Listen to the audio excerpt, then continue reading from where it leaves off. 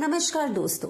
एक बार की बात है, एक राजा था जो कि बहुत ही आलसी था और इसी वजह से उस राज्य के लोग अपने राजा से खुश नहीं थे, क्योंकि वह राजा अपने राज्य के बारे में सोचता ही नहीं था और ना ही अपने राज्य में कोई अच्छा कार्य कर रहा था। उस राजा के तो बस 3 ही काम थे, खाना, पीना और सोना। धीरे धीरे दरबार के सारे मंत्री इस बात से परेशान थे। राजा की इस आदत की वजह से उसका वजन इतना बढ़ गया था कि अब तो उससे उठा भी नहीं जाता था। दुश्मन राज्य के लोग अब राजा का मजाक उड़ाने लगे थे।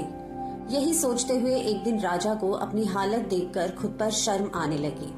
उसने सोचा, ऐसे तो मैं बर्बाद हो जाऊंगा, मुझे अपने आप को पहले जैसा बनाना होगा। उसने तुरंत पूरे राज्य में यह ऐलान कर दिया कि जो भी मुझे वापस पहले जैसा तंदुरुस्त कर देगा उसे मैं बहुत बड़ा इनाम दूंगा।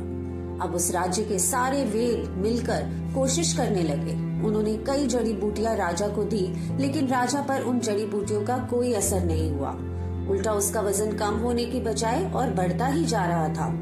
तभी किसी ने राजा से कहा कि आपको इस बिस्तर से उठकर थोड़ा चलना चाहिए, लेकिन राजा से तो बिस्तर से उठा ही नहीं जा रहा था।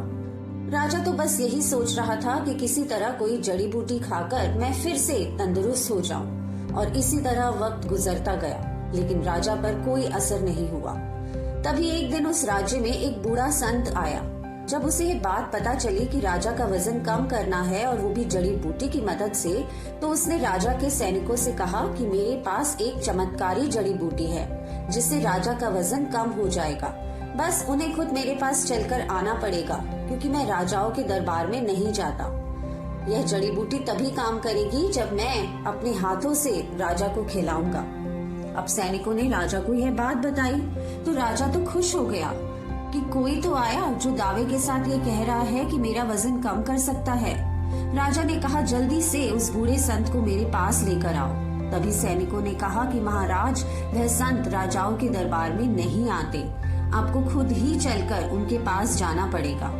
यह सुनते ही राजा भड़क गया और कहा कि ये क्या मजाक है, मैं तो उठ भी नहीं सकता, फिर मैं चलकर उनके पास कैसे जाऊंगा।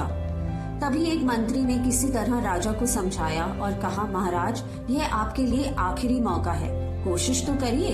अब कई दिनों की कोशिश के बाद राजा ने खुद को बिस्तर से उठने के लिए मजबूर किया और सैनिकों की मदद से चलते हुए उस संत के घर की तरफ चल पड़ा।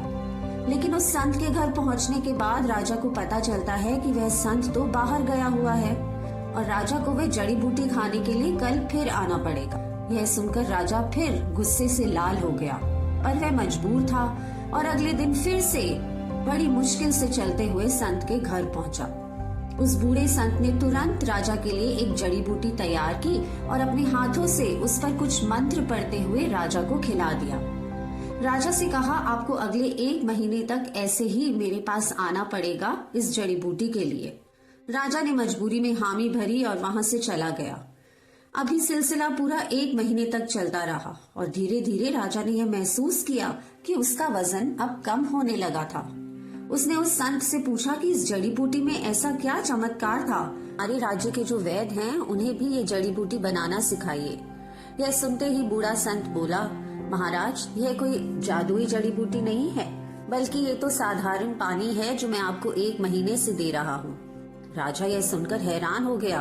तभी संत ने राजा से कहा कि आप मेरी किसी जड़ी बूटी से ठीक नहीं हुए हैं, बल्कि आप अपनी ही वजह से ठीक हुए हैं।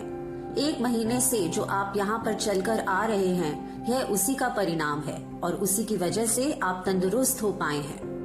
दोस्तों, इस कहानी से हमें यह सीख मिलती है कि जब तक इंसान पर किसी तरह का दबाव नहीं आता या उसके जीवन में कोई चुनौती नहीं आती, तब तक वह अक्सर आलस में डूबा रहता है।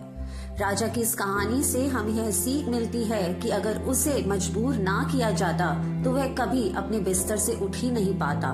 इंसान तभी अपने आरामदायक दायरे से बाहर निकलता है जब हालात उसे मजबूर करते हैं।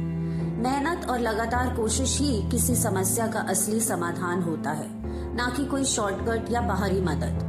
अगर आप इस कहानी को और भी लोगों तक पहुंचाना चाहते हैं तो इसे अवश्य लाइक कीजिए और कमेंट्स में लिख के बताइए कि आपको ये कैसी लगी।